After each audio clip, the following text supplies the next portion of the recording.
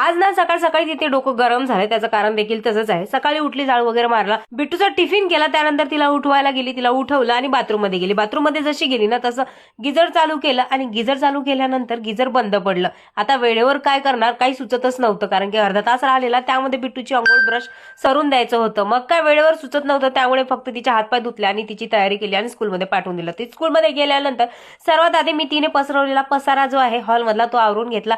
जेवढे तिला तिचे टॉयज आवडत नाही ना, त्यापेक्षा जे माझे पार्सलचे ते तुकडे, पार्सलचे जे पृष्ठ येतात ना ते तिला खूप आवडतात.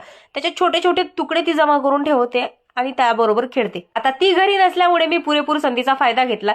जे तुकडे आहेत कागदाचे ते फेकून दिले आणि जे टॉय आहेत ते ठेवून दिलेत.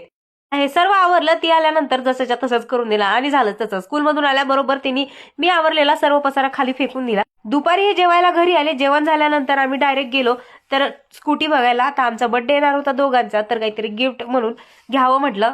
ती बघायला गेल्यानंतर डायरेक्ट बुक